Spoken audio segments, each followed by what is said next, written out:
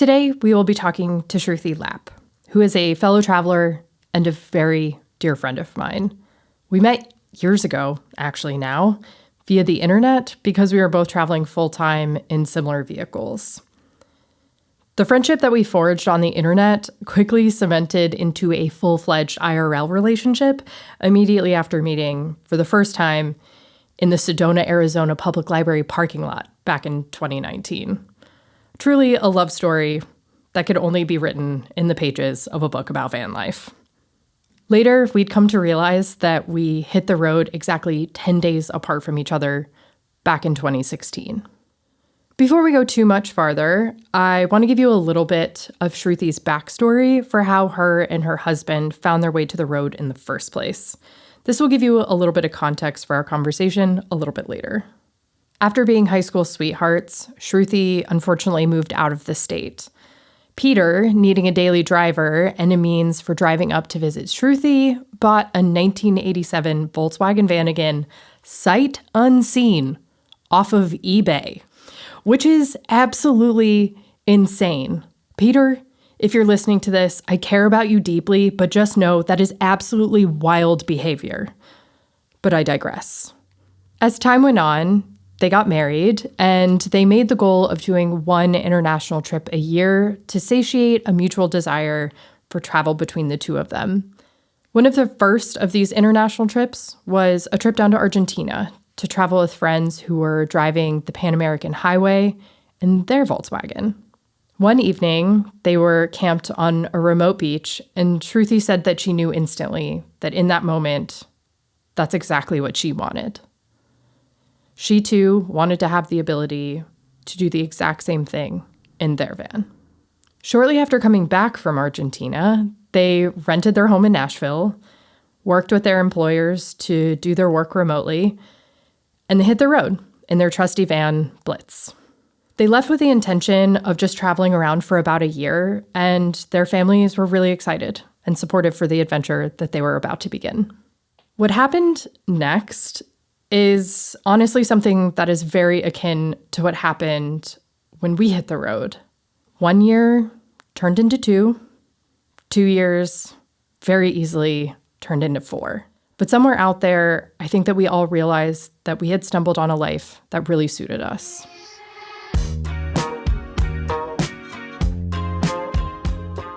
I think that every time I would go home for the holidays, my grandparents would be like, "So, you're still doing this, huh? When are you gonna settle down?" And my answer has always and will always be, unless I will not change what I'm doing until it doesn't make me happy anymore. Right. But I think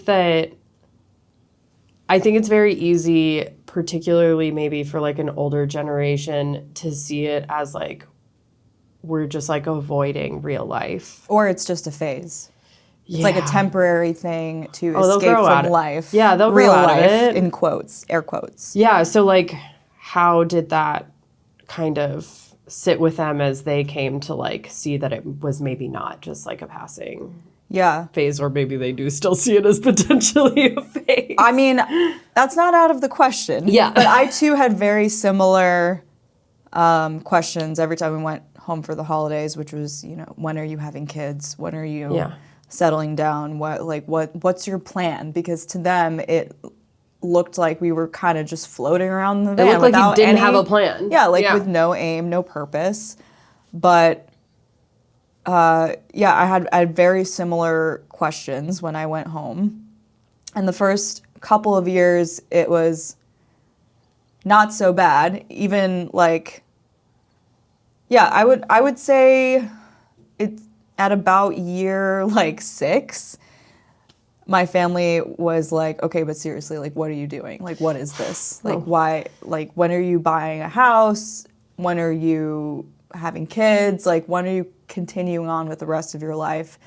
And my answer was this is a part of our life. This is what we want from life. It's not just something we're doing because we're our life before we started traveling on the road was great. We were happy, and it's not like we were trying to escape from anything. It was Yeah, just absolutely. It was just another evolution, I guess, of our life together and of life in general.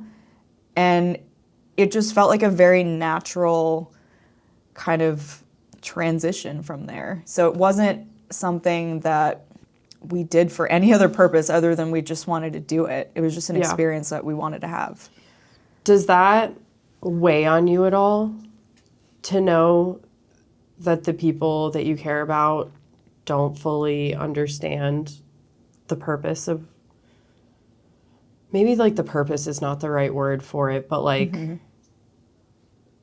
honestly, like the core reason of why you're doing it is because it does just make you happy and it is just what you want to be doing and that's enough for you? Yeah, it does weigh on me because it's such a big part of me. You know, Yeah. I didn't know this when we first started traveling, but being outside is like such a big part of who I am. Yeah. And traveling this way is such a big part of who I am. And when I'm doing this, when I'm out there, it feels like I'm like doing what I'm supposed to be doing with my life. Oh, I know that feeling very well. I'm getting teary. No, but like seriously, it is such a drive to continue to. Yeah, it's the reason why I feel like I'm still out here is just because I feel like when I'm in the outdoors, I live free of like other people's judgments of like who I should be, what I should be doing, what I should look like. It's just me, the people I choose to surround myself with, and Yeah, the world in its like most perfect and pure absolutely. form. And I think that a lot of people don't understand that because they've just never experienced it. For the people that I love the most, and they're my family, and for them to kind of to just not really connect with me in that way, it does weigh on me. Yeah. And they just don't get it because it's not something that they find the same joy out of, just like me. But they also might not know that that's something that would bring them joy because they've never really tried it. Yeah, they just like don't know what's possible. Right. But yeah, I just think that it's really difficult when people decide, because it feels like they're choosing to not get to know such an important aspect of like who you are. Absolutely. Or By it's being not, so dismissive of it. or it's exactly. Or it's not that important, or it's not Yeah. valid. It's like again, it's almost like they think it's just a phase and that I'll snap out of it eventually, but that's far from the truth. It's just such a part of who I am, and I think it always was. I just never let myself go there. Hadn't been in contact with it. So I didn't really know Yeah. until I tried it. Well, I feel like that's kind of the beautiful thing about becoming an adult is you get to kind of like follow your own instincts and see where it takes you. And I feel very thankful to be of a generation that is more accepting of maybe like following those feelings and affinity for things to maybe places and hobbies that are, and lifestyles, I guess, is at this rate for the both of us. Alternative lifestyles that just like suit you better and that Yes. that's okay and that that's not weird as long as you're not hurting anybody. But like, but you also still like want to make your family proud. Yeah, absolutely. So it's like kind of a weird place to be in the middle of those two things. Yeah, it definitely is because, you know, we want to tell ourselves it doesn't matter what they think, but at the end of the day, they're people that we love. Yeah. And we're human, and I feel like it's okay if that does weigh on you. It's valid because you do love those people. Yeah. And that's just how relationships feel sometimes. They're complicated. Yeah. So do you feel, okay, so like obviously I completely agree with you in the fact that like sometimes you just need to be acknowledging of the fact that maybe you just have to agree to disagree. Yeah. It's not worth it. I mean, the whole family thing, I've learned just you have to pick your battles Yeah, 100%. because it's just not worth it sometimes. So I want to ask you, what is on the other side of making the decision to kind of like step away from other people's expectations of you? Like, what have you learned about yourself in your time Oh, that's a great question. on the road? I've learned a lot. A lot. Yeah. First and foremost, I've learned that I am an outdoor person. Like Huzzah! I am an outdoor kitty. Yes, we're outside Before cats for sure. I thought I was just an indoor cat, but Uh-huh. I am now an indoor-outdoor cat. So Get yourself a girl who can do them both. yes. So that's been the most surprising thing, is just how much I love being outside and how I've learned that I actually like being outside and I've gotten more comfortable. I've also learned that sometimes it's hard to do your own thing. It's not always going to feel glamorous, and it's not always going to feel like you're not always going to feel that joy, you know, that everyone says. I guess the joy that most people think you'll get when you're just doing your own thing and not caring about what other people think, like, it can be hard. Have and you, it have can you be ever lonely. heard how I describe it? No. Swimming upstream. Yeah, I feel like exactly. day-to-day life feels like swimming upstream. And it feels like that because it's hard, because you constantly have to like answer to people as to why you're doing things differently, because people are curious, and so inherently they're going to ask, and that's fine. Yeah. That's their right. Yeah. But also, I just know at the core of my being, I have to swim upstream. Like, it's just that this is how I am meant to be doing this, but it's a lot of hard work. And It you have to is, like yeah. choose to do it every single day, because it would It just be is. really easy to turn into the current. Yeah, and ultimately, other people's thoughts about you don't define you. Yeah. And as like a recovering people pleaser, Oh, that was girl, yes. so hard for me to learn, to not read too far into things that people think about you or say about you, because it doesn't matter. Yes. I felt It like doesn't define you. I had to be away from human beings for 9.5 years to like ever even be able to hear what like my own personal feelings and experiences Yeah. were. Because like I've come to realize that I, as a chronic people pleaser, take in other people's like feelings and I'm really good at like matching it. And I think that there's like Yeah. a survival instinct in there somewhere, and I'm Absolutely. thankful for that adaptability. But I also just think that like the time, like having so much time to myself to just be, has also just like made me learn to hear myself more. Because I just think that without it, I don't know that I would have ever gotten here, Yeah. I also which is think, scary to think about. yeah. I mean, yes, but it's also, I also think a lot of it is just developing thicker skin to Yeah. it. Yeah. It, you know, by now, I've gotten, you know, I have expectations as far as like my interactions with family members or like anybody else who chooses to judge me goes. And yeah, I've just kind of, I think I've grown thicker skin against it. And, you know, it doesn't mean it doesn't hurt or doesn't mean it doesn't bother me, but I've learned how to kind of reframe those things. And mindset is something that I'm very intentional about working on, Yeah. just day to day to begin with. So I feel like it's just this constant unlearning and like redirecting thought patterns and realizing that, yeah, like they can say what they want to say about me, but I don't have to believe it and I don't have to feed into it and I Yeah. don't even have to validate it. Yeah. Because people are going to think what they're going to think at the end, you know, like they're going to think what they want. And I have no control over that. Yeah. 100%. That's a them problem, not a you problem. Exactly. Exactly. Yeah. I feel like those are those are all such great lessons. And I do think that, yeah, giving yourself like time and space in nature, I think that you just like really get the opportunity to like learn who you are at the core of your being. Yeah. Because I think it brings out like the best Yeah. on occasion. And the confidence that I got from doing something that I never even thought about doing before or didn't even know I was comfortable doing, the confidence that came from that. Do you mean like hitting the road and like being on the road? Yeah, for a long like period of time? I never went outside before we.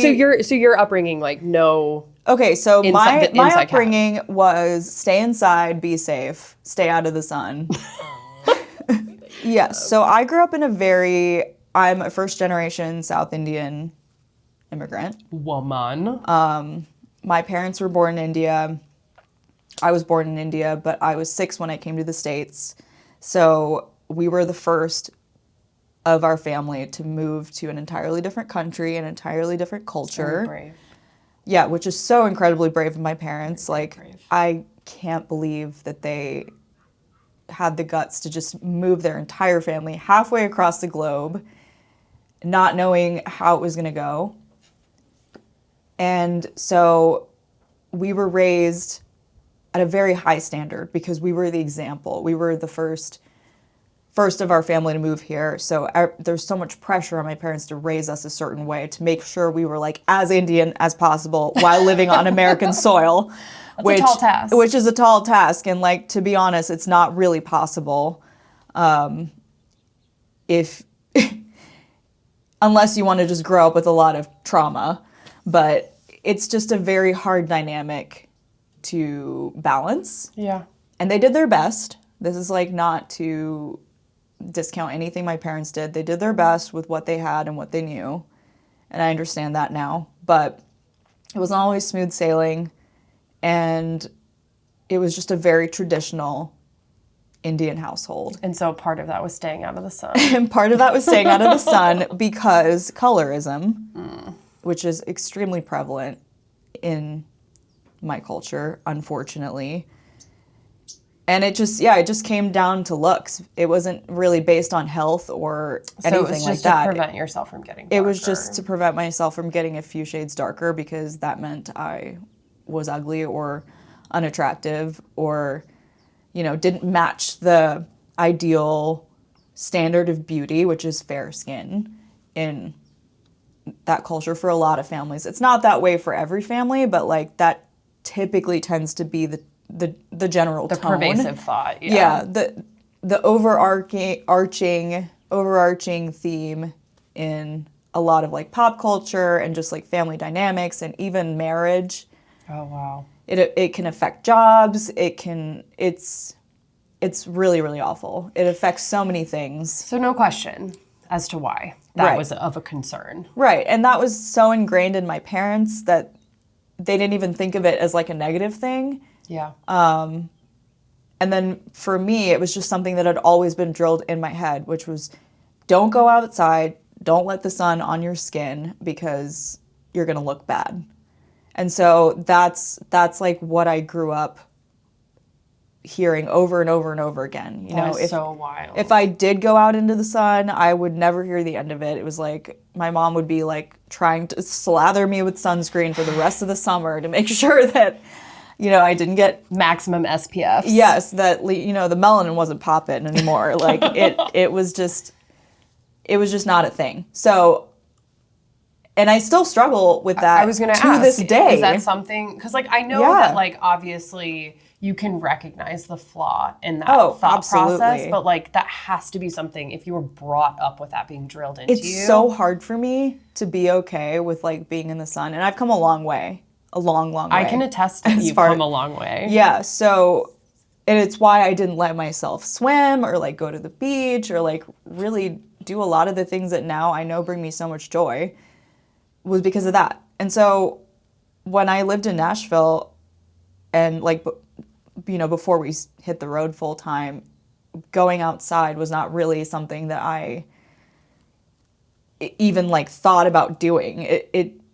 It just like what was out of my mind as like something that wasn't really a priority for me. So I'd never been So camping. Interesting. My parents never took me we didn't go camping, as a family when I was a kid. It was mostly road trips and if I did go outside, it was like in the evenings, and like I was told like certain sports were not for me and like certain things are not for me, and it's just a very it was just a very restrictive kind of set of parameters that I was allowed to grow up in. So like when you decided to hit the road, like you were aware of the fact of like how much time you're going to spend outside, right? Yeah, and that was hard for me because it prevented me from wanting to do hikes at certain times of the day because I was worried about the sun, which I know it sounds silly, but it was a big struggle for me. I don't feel like that's silly. Again, if like you are growing up and that is like constantly being drilled into your head, I feel like you and I were talking about this the other day, that like when you grow up with these things being told to you, because I think that women in general grow up with like a lot of things about like what you are and are not capable of. Right. Just like being omnipresent. And then you like make the decision or the realization that you're like, okay, obviously that's not real. That's not true. Right. But like that voice in your head has been trained by other people for so long that it feels like you need to have an equal amount of time berating it into yourself that that's not true before maybe that voice even begins to start getting quieter. Yeah. Because it's just always there. Yeah. And I was raised with the idea that women are supposed to be this like agreeable, nice, soft, is that where the people pretty pleaser came from? Yeah, exactly. Yeah, no wonder. I Shocking. think back on it now, I'm like, no freaking wonder. But a very like conventionally feminine kind of set of qualities that I was told to aspire to. Yeah. As a little girl, like fair skin, beautiful hair, like, obviously you don't go out in the sun, demure. you don't do anything, you don't do sports, like, because those are, things for men. Yeah. And that's the headspace I was in as a kid. And so this is so far away This is from like that. literally, okay, so she is gesturing, gesturing. wildly at the van, which is parked literally right next to us as we speak. Yes. There she is. She cute. She cute. So were you surprised to find, I'm going to rewind. Yeah, feel free. You have obviously fallen in love with it, as we have already discussed. Was that an immediate affection that you developed for the outdoors? And I think that this is also a great time to mention watching my favorite romance come alive, which has been you falling in love with hiking over the years. Because like, girl, you're fucking good at it. I love it. You are such a strong hiker. So like, it's just like crazy to me that to hear that like, not only did you not have an upbringing in the outdoors, it was something that like you actively shied away from, but like, was it like a quick transition into liking it, or was it something that kind of like budded over time? And like, kind of how has that love for hiking been born over the course of your time on the road? It was very gradual, to answer your question. It was not immediate. Not immediate. Okay. I remember the first, to me at the time, the substantial hike that I did was to the top of Yosemite Falls. Ooh, good one. Yosemite was the first national park that we went to Also after we a good hit one. the road. It was magical. I feel like it was also a very approachable one to start with, too. So we did this hike up to the top of Yosemite Falls, and I hated every single second of it. I hated every second of it.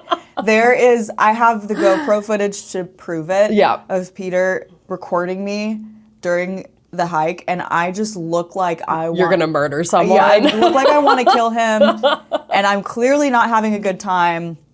I was fine after we got to the top, obviously, because I could sit my ass down on a rock and not be hiking anymore. But like, that was my first real hike. And before that, along with like never having gone camping, I'd never hiked. You know, I went on walks. I barely went on walks. I didn't exercise on a regular basis. And if I did, it was like in a gym inside. Yeah. No running, no hiking, like really none of that stuff. So I didn't really have like the physical strength to do a lot of uphill hiking. And this hike was all uphill. Yes, it was straight up. all uphill. And the very end of it is like literally just stairs. And it was just the worst at the time. I absolutely hated it.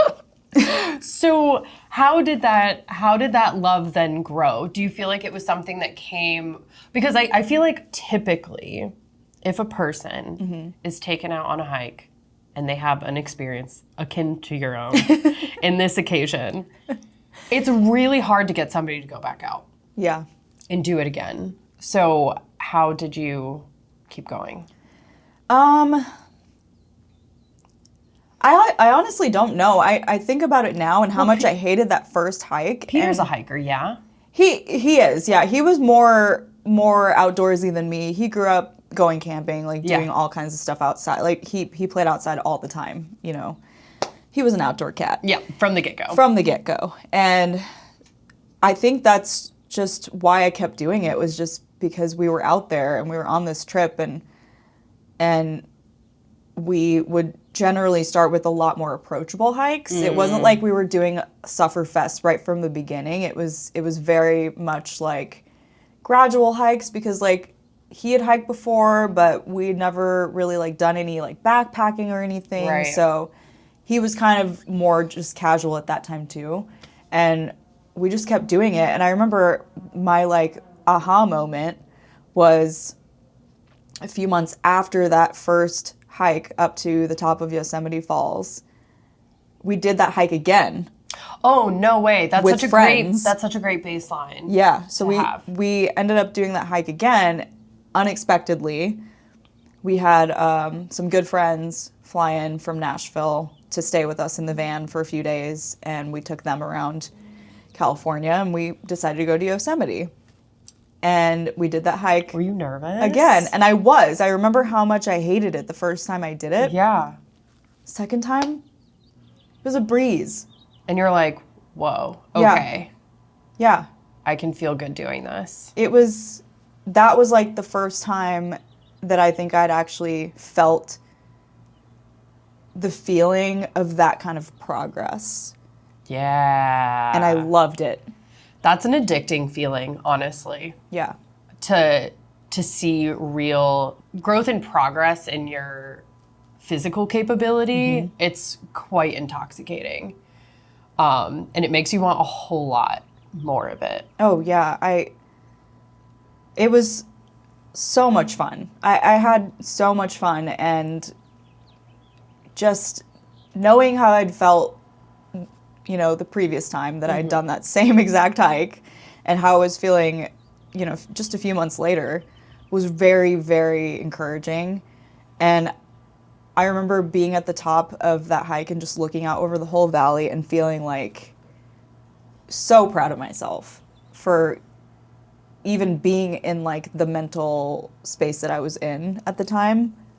And our friend snapped a Polaroid of us up there, and I have it in the van still. Oh, that's such a special moment Yeah. to be reminded of. From one podcast-loving friend to another, I wanted to recommend one that I love. Wild Ideas Worth Living is REI Co-op's award-winning show that will inspire you to chase down your biggest and boldest dreams. Hosted by journalist and adventurer Shelby Stanger, Wild Ideas Worth Living features stories from people who took the path less traveled and brought their wildest ideas to life. Guests include people who have walked across America, set fastest known times, summited mountains, and cycled around the world. These sound like our kind of people, right? You can find REI Co-op's Wild Ideas Worth Living wherever you listen to podcasts. Tune in today. Hey there, Mac here. I don't know why I said that. It's always Mac. Anyways, if you're enjoying Camp Nowhere, maybe you would want to consider checking out our Patreon. By joining, you'll get access to a ton of cool things, such as the ad-free version of this podcast, early screenings to our films, behind-the-scenes glimpses into life on the road, and a whole lot more exclusive content. Plus, your support helps us keep creating and improving as multifaceted storytellers. We legitimately could not do it without you, so a big thank you to everyone who has already joined us in our sunny little corner of the internet. If you're curious, take a spin around at headnowhere.com/Patreon. See you there. So I feel like there's another before and after hike that you have done twice. And I had the pleasure of being there for the second one.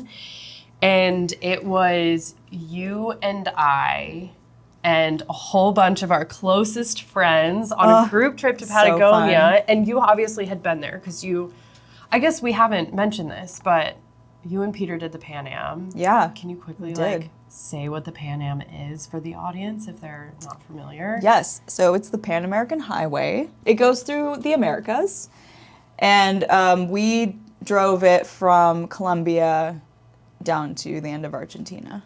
Yeah, that's amazing. So you all had hiked in Patagonia before, but so this was 2 years ago now and some change. We had a group trip in Patagonia and we were going up to, oh my God, I wanted to say El Cap. What's the name of that hike? Laguna de los Tres? Yes, Yeah. Laguna de los Tres. We were, and so Laguna de los you Tres. and I were kind of like leading the charge of our group, and our friend Scott was with us. Scott! Hi, Scott. Hi, Scott. And right as we crested the hill and could like see, you turned around and you had tears in your eyes, and you were just saying how it was such a big moment to like realize how much progress you had made as a hiker from the last time you were down in South America to then. And it was just like such a beautiful thing to pay witness to as a person who has now done extensive hiking with you over the last like, how long have we known each other now? When did you guys get back from the Pan Am? We got back in 2019, and we met almost very shortly. spring. Yeah, very shortly after. Yeah. So yeah, we've known each other for a long time, and I feel like I love hiking with you, and I just have always seen you as such a strong... I love hiking with you. Yeah. But like, I just see you as such a strong hiker, and then to be with you as you're like having this like really like emotional moment, like realizing like even further, like how much farther you have even come since then.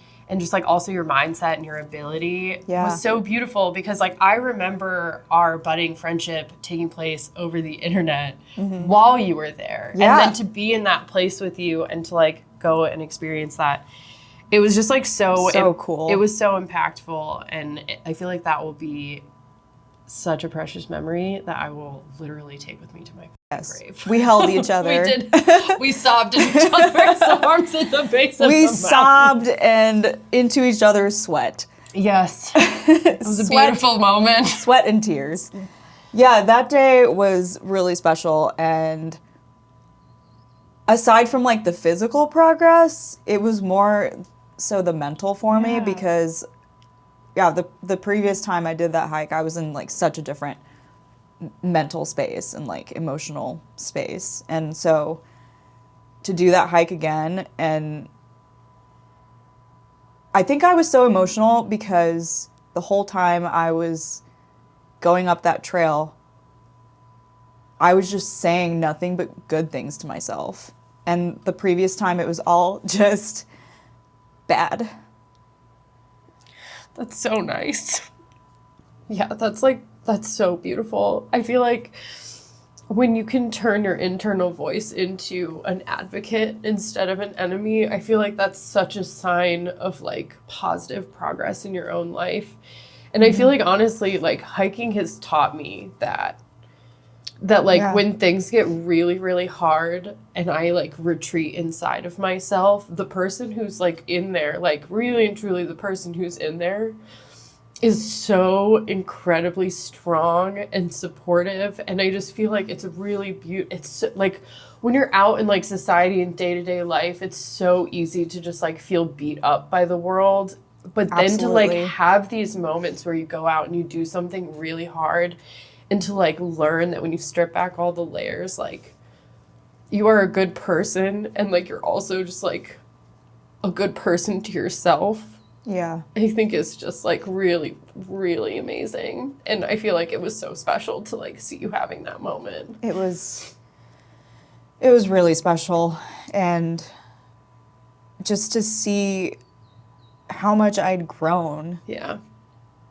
as far as, you know, my mindset goes. I was really nervous about doing that hike again because I was so nervous about repeating just how awful I felt with the things I was saying to myself that first time I did that hike.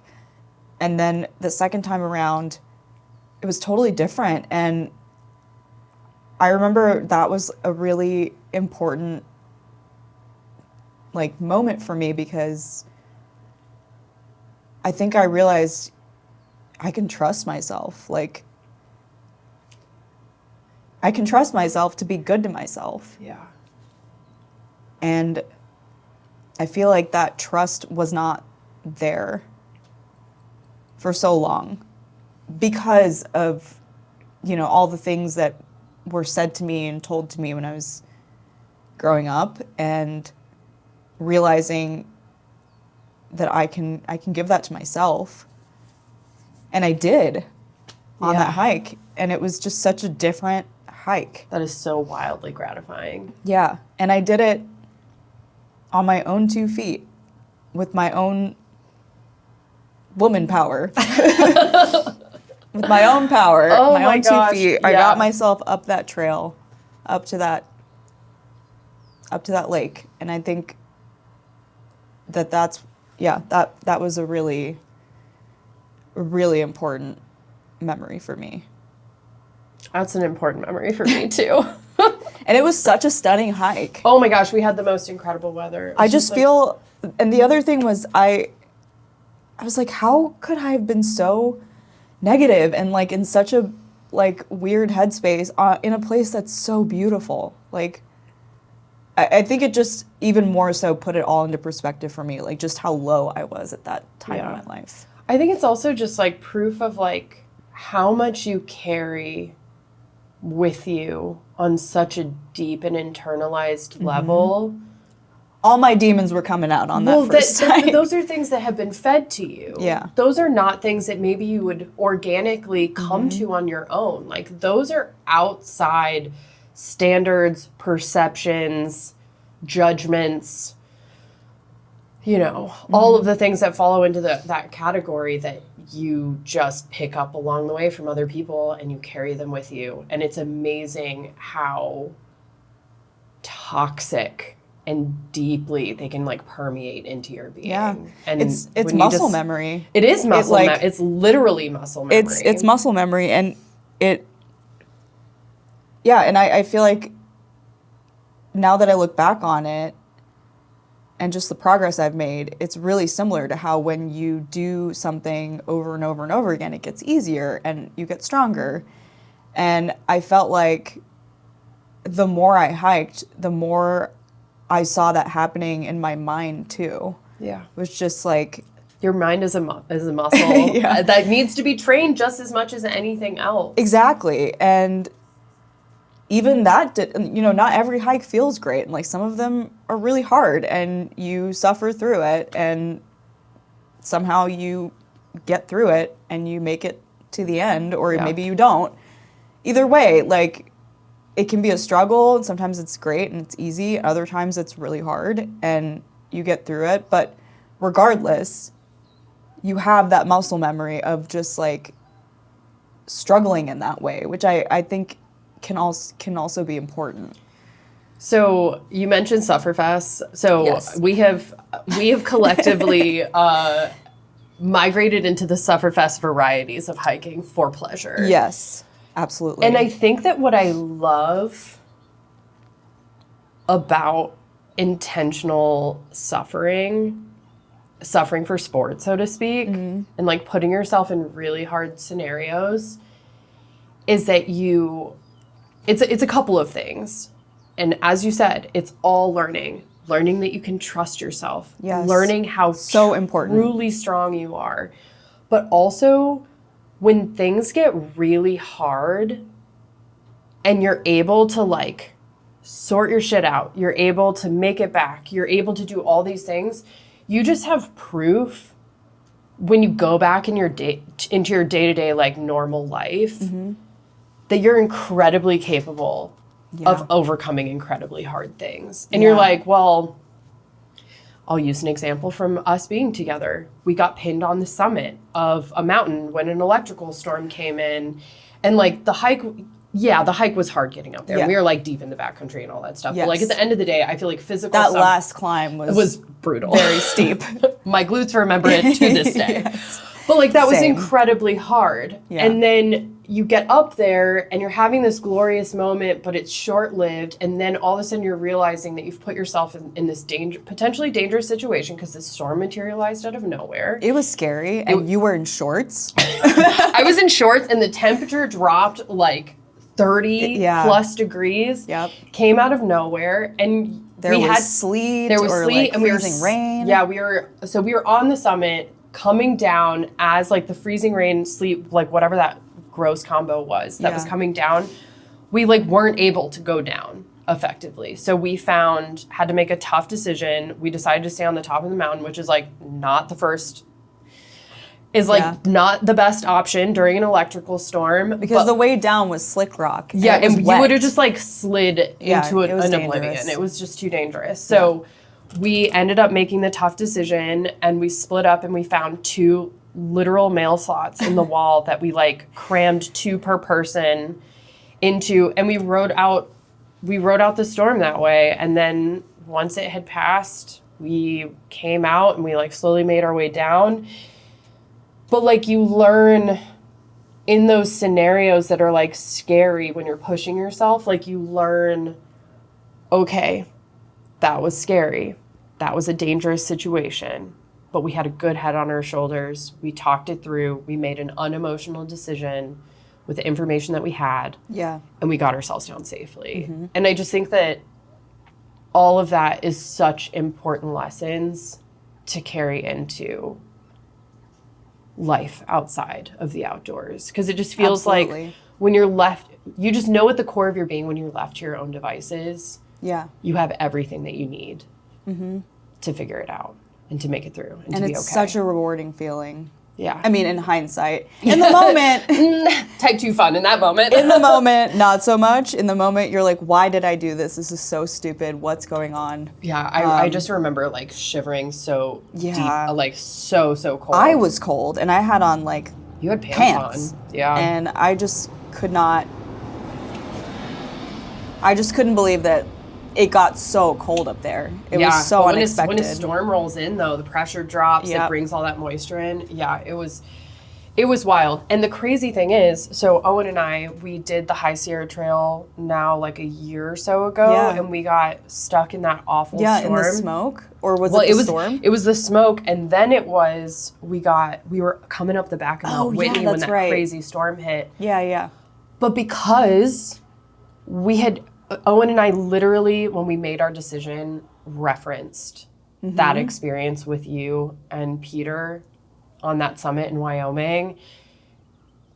And just like because we had been through it before in a lesser severe scenario, which like ultimately and as awful and scary as this was, like that ended up being a much lesser scenario than what we were caught in the Sierra Mountains.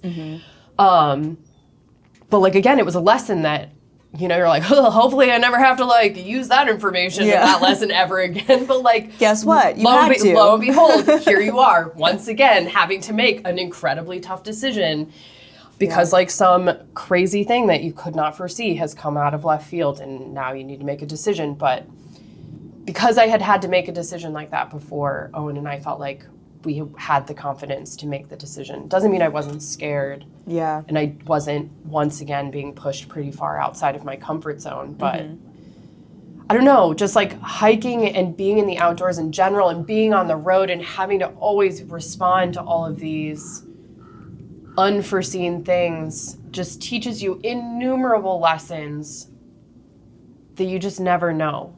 like when they're going to come in handy. And it seems like weirdly, it's not uncommon No, not at all. that those things. Again, this isn't, traveling this way, full-time travel in the way that you and I both have done. It's not separate from life. It's a part of life. Yeah. And I think what you just said is like proof of that.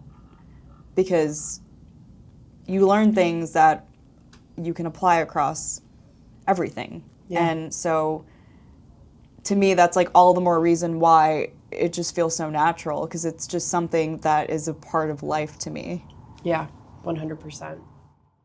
When I asked Shruthi if she would be interested in having this chat with me, I told her that I specifically wanted to kind of examine the idea of what it's like to step away from others' expectations of you. I think it's a topic that we both could speak to quite a bit, having both had a lot of experience with it. The conversation was kind of starting to wind down, and we had already been talking for an hour. But then she said this. The more I think about it, I've been stepping away from my own expectations of myself. Oh, whoa. Yeah, because just with everything, like the whole moving into the van, I never expected that. Yeah. Me being someone who enjoys camping, hiking, being outside, never expected that. I never expected to be someone who was going to be a strong hiker. And most recently with running, I never, ever, ever expected that I would be a person who enjoys running. But I push myself out of my own expectations of that every time I go on a run. Because there's some days where I'm like, I don't even know if I can do a mile. Yeah. But I'm still going to get out there and try it. And do you think that it's because you're my favorite type of person? You're a yes person? And do you think a yes person. You are a yes person. And do you think that you've been able to kind of like, because I think that when people hold expectations of themselves, they say no. Yes. Because it falls outside of their Right. spectrum of what they think it is that they're interested in, or what it is that they think that they would want to do. So do you just, is it a curiosity thing? Is it like a yes thing? Like, what do you think has kind of helped you shed like your own expectations of yourself and kind of like found your way to like maybe a genuinely more authentic version of yourself? It's been a mix of a lot of things. It's mostly curiosity, just like, can I do it? Oh, And yeah. how am I going to feel while I'm trying? Yeah. And so, yeah, like the curiosity is one part of it, but then I think it's also developed into like, let's just see. It's a question. Like, who knows? Maybe. how, like, just try it. And most of the time it's not something that I have to like, where I'm like stuck or trapped or whatever. It's just a hike. Like, just try it, or it's just a run. It's just, It's just couple moving. miles. It's just moving into the van. yeah, it's just moving into the van. It's just jumping out of a plane. Just try it. Just do it. So, yeah, I think the curiosity and just the repeated, just how rewarding it is to push myself out of my comfort zone and knowing that like I was the one that made that call and it ended up being fine is a feeling that I can't get enough of. So, yeah, I think it's been mostly that, but also realizing that, people can have these expectations of me, and like, we all like to put ourselves and other people in boxes. Like, we all do it, and we all judge each other, and that's fine. People can do that. People can have their perceptions, expectations of me, but I don't have to let that have power over me. Yeah. And I think like for me especially, I was letting those expectations become my story. Ah. And that's not who I am.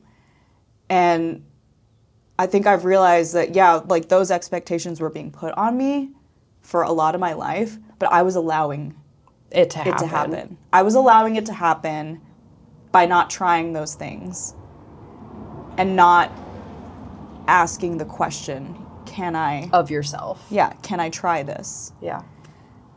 And that's been like the most important thing that I've learned through all this is, yes, people can have expectations of you and they'll try to put you in a box and they'll try to keep you, you know, in this place where you neatly fit into their world or how they see the world. They think that you belong. Exactly, where they think you belong, but that I have every ability and every power to break outside of that, and that ultimately it's about breaking free of like my own expectations, like they can be just as limiting. Exactly, like the ways that I limit myself or the boxes I put myself in. And there's so many things like that that I've discovered as I've like been on this, you know, full-time travel trajectory, and just this whole few years of working on myself and my mindset and unlearning things and like realizing, I guess, like my flaws in thinking and the way that I think about certain things. Yeah.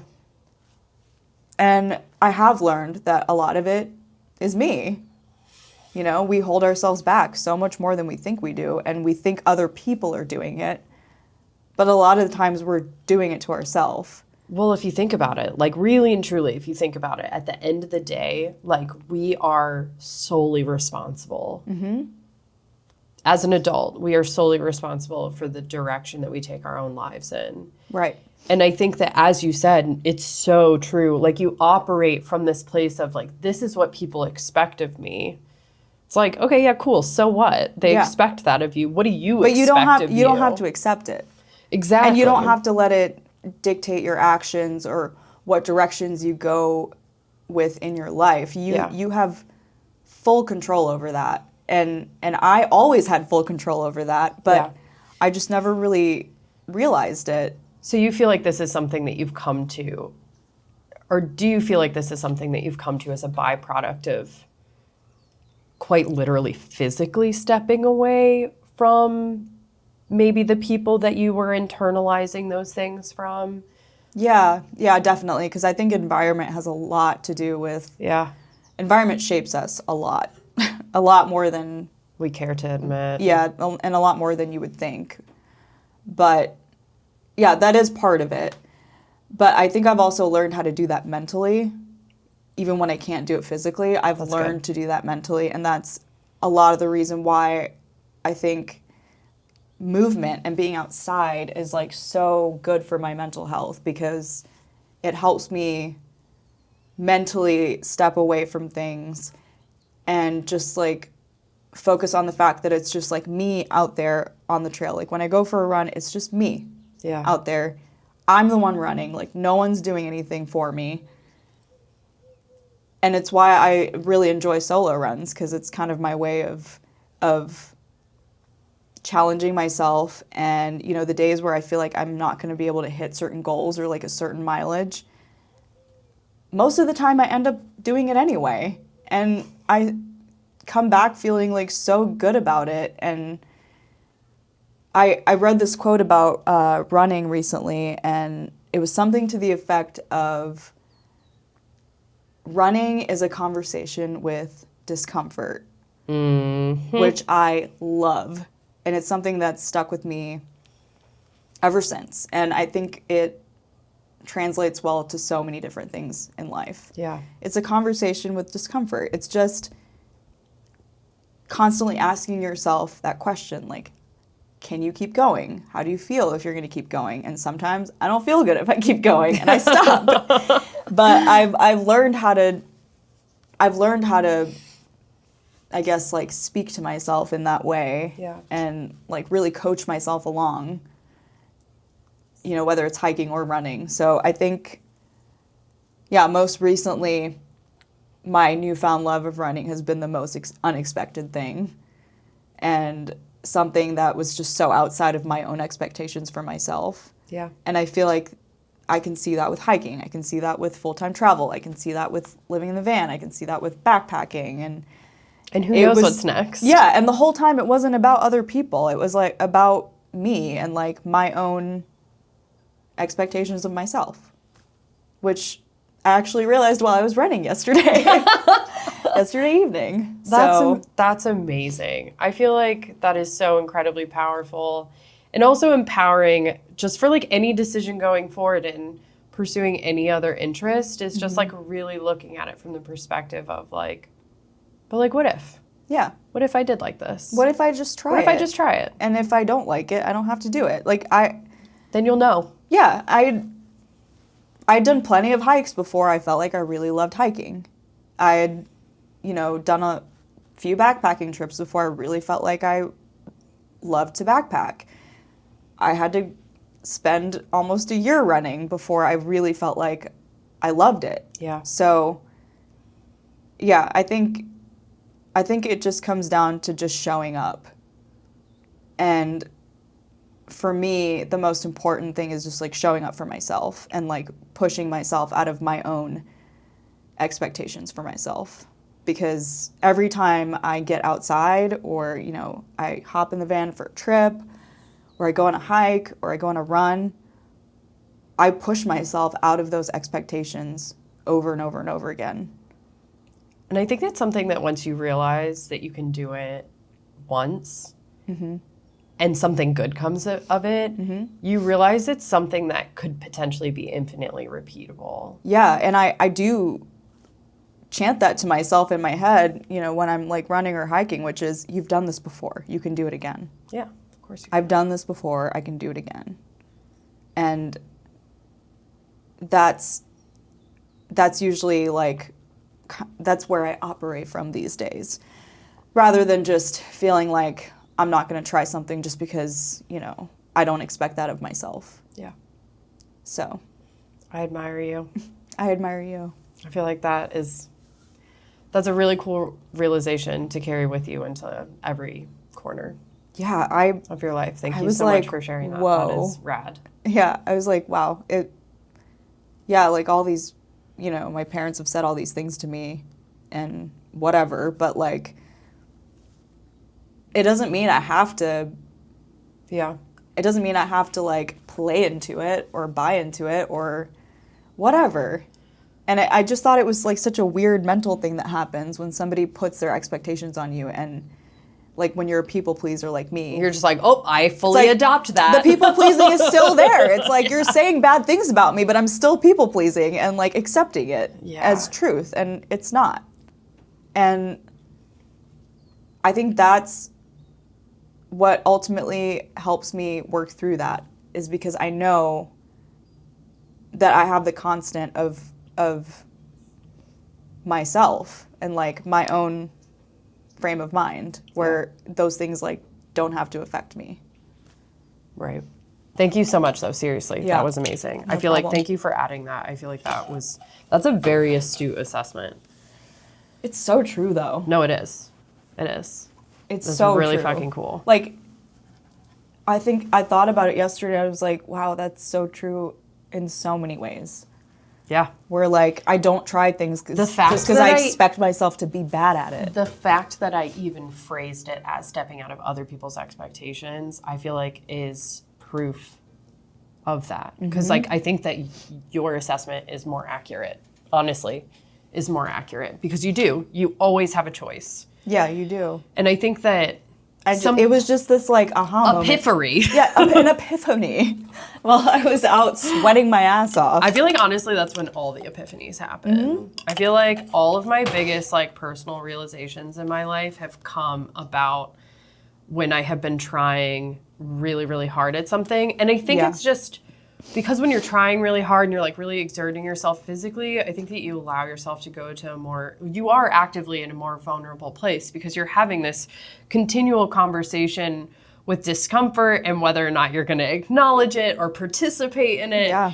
So it just like takes you to this like really vulnerable place, and it feels like when you kind of like crack that part open of yourself, it's pretty amazing what you find in there. Yeah. When Owen and I were doing the John Muir Trail, this was a while ago at this rate. We were doing the John Muir Trail. Owen and I had like never done long distance backpacking. And I feel like the longest backpacking trip we had done before this multi-100-mile hike was like probably 15 or less miles. Like I feel like we just like had never waded into those waters, but we knew it was something that we wanted to do. So we just like went for it. Yeah. And there was a period of time where I was hiking by myself. Owen and I had split up, and I was by myself. I was coming up and over a very snowy pass. It was a super snowy year. And so everybody was like starting later in the season than typical. And just like, there was like 8-mile sections of unbroken snow. And so when you're doing that, you have no orientation as far as where the trail is. And so I was by myself doing some orienteering through this like really long section with no snow, coming over this like really, really hard pass. So I was like working really hard. I felt vaguely lost because I had lost sight of the trail like a long time back. So I was just like, I felt like I was somewhat blindly, had no idea if I was like where I needed to be. Yeah. And I was listening to a book about the Apollo 11 mission. Uh-huh. And forgot who the president was.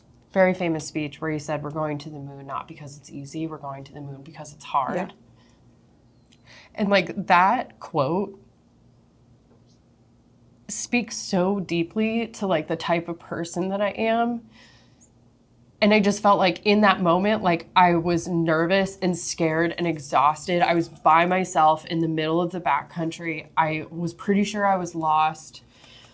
But then I realized that like the whole reason why we were doing this in the first place is because I just really like to do hard things. Yeah. And I like to do the hard things because I really just want to know what I'm capable of. Like I never want anybody to tell me like what it is I can and cannot do. Like I will go find that out for myself. That's what life is about for me.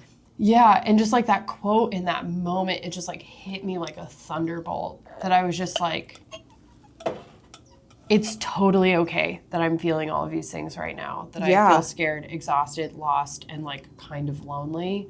Absolutely.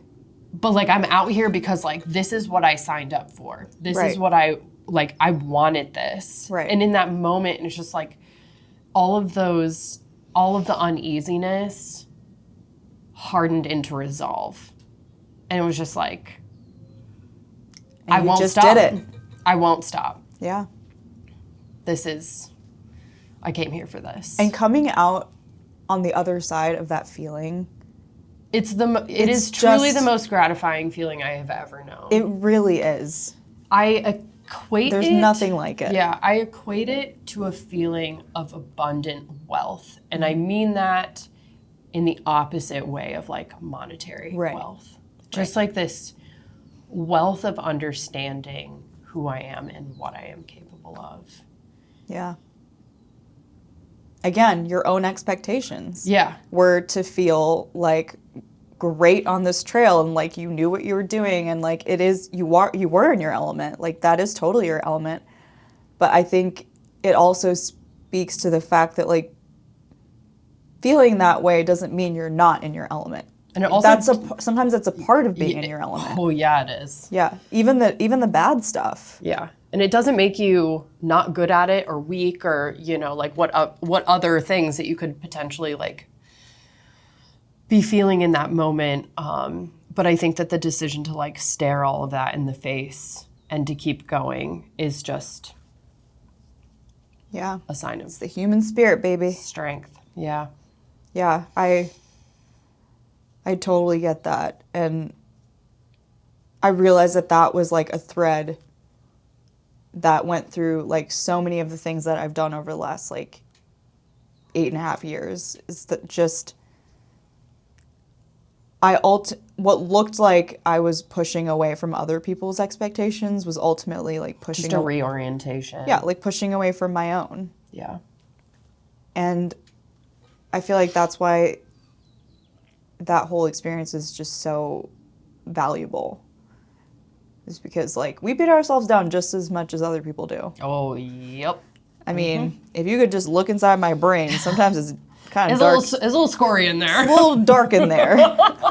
Dork. So, yeah, I just wanted to share that with you because I realized it yesterday, and I was like, oh my gosh, that's so cool. What a timely realization. I know. I feel like it was meant to be. Yeah, amazing. Well, thank you so much for this. This was wonderful. After Shruthi and I stopped recording, we changed into hiking gear and we headed into Joshua Tree National Park. to hike 6 miles together. It was our first time hiking with one another in nearly a year. When I see her on trail, I just have so much admiration for her, knowing how far she's come. I feel lucky to have paid witness to some of her realizing how strong and capable she is over the course of the very many miles that we have shared together, both in our travels, but also in the slow miles that we've chipped away at together on trail. Having Shruthi to look up to has made me realize that when the people around you grow and evolve, they also raise the tide for the rest of us. If you'd like to learn more about Shruthi and her travels, you can find a link to her Instagram as well as her website in the show notes down below. Thank you so much for listening. We'll see you down the road.